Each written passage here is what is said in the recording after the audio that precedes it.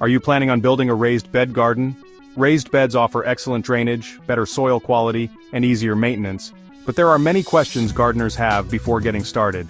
In this guide, we answer all the essential questions about raised bed gardening so you can make informed decisions and grow a thriving garden.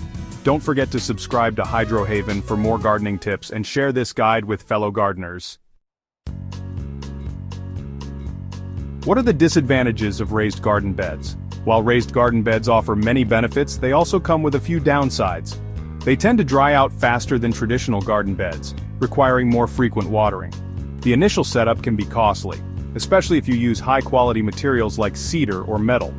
Over time, soil in raised beds can deplete nutrients faster, necessitating regular amendments.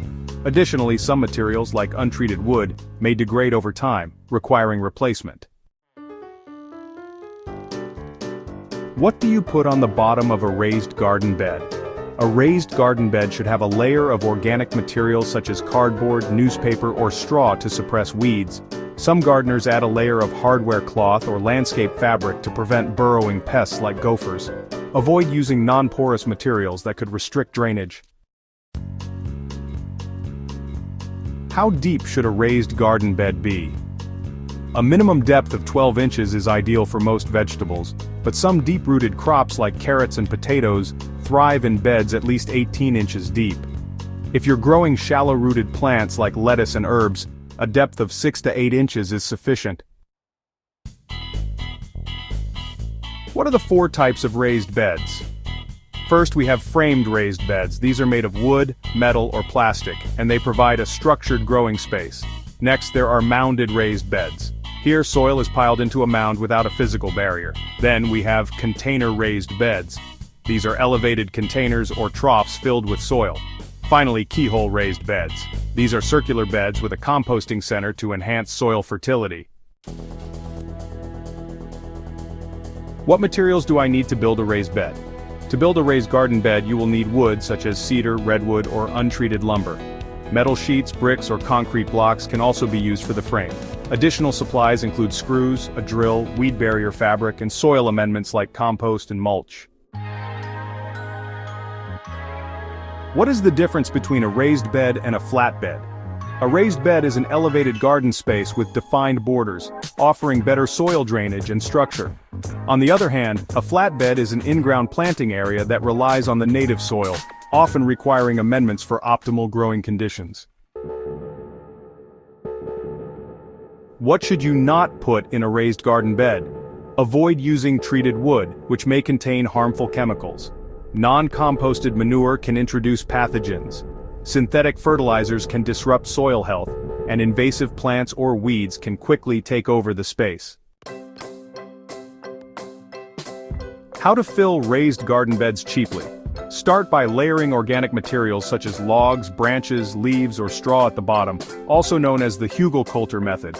Top with a mix of compost, topsoil, and aged manure. This method reduces the amount of purchased soil needed while improving long-term fertility. Should I put fabric on the bottom of a raised garden bed? Yes, landscape fabric can help prevent weeds from growing up into the bed while still allowing drainage. However, it is not necessary if you have a deep bed with quality soil layers. How long do raised garden beds last? The lifespan of a raised garden bed depends on the material used. Cedar and redwood can last 10 to 15 years, galvanized metal can last decades, while untreated pine may degrade in 3 to 5 years. Is it better to plant in pots or the ground? It depends on your gardening goals. Raised beds offer more soil depth and better drainage than pots, but containers provide mobility and better pest control. Raised beds are often a middle ground between in-ground gardening and container gardening. What is the safest material for raised garden beds? Cedar, redwood, and untreated hardwoods are the safest choices for wooden raised beds. Galvanized steel is another excellent durable option. Avoid chemically treated woods and plastics that may leach harmful substances. Are bricks safe for vegetable gardens? Yes, bricks are generally safe as long as they are not made with toxic glazes or old bricks containing lead-based materials. Concrete blocks can also be used but should be checked for lime content that may affect soil pH. Should you put plastic in a raised garden bed? Plastic liners can help retain moisture and prevent soil erosion, but they should be breathable and food safe. Non-porous plastics can hinder drainage and cause root rot. What is the best base for a raised garden bed? A mixture of organic materials like cardboard, mulch, and composted leaves provides a great base. If using a raised bed on concrete, adding a thick layer of organic material ensures good drainage and soil health. Can you fill a raised bed with just soil? While you can fill a bed entirely with soil, it's more effective to use a mix of compost, topsoil, and organic matter to create a nutrient-rich growing medium. Should I put rocks in the bottom of my raised garden bed? No, rocks can create a drainage barrier and prevent proper water flow. It's better to use organic materials like wood chips or coarse sand for aeration. What is perlite? Perlite is a lightweight volcanic mineral added to soil to improve aeration and drainage. It is commonly used in raised beds to prevent soil compaction.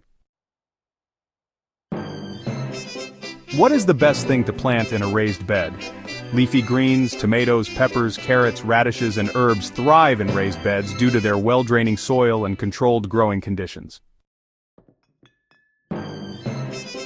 What vegetables can you put in a raised bed?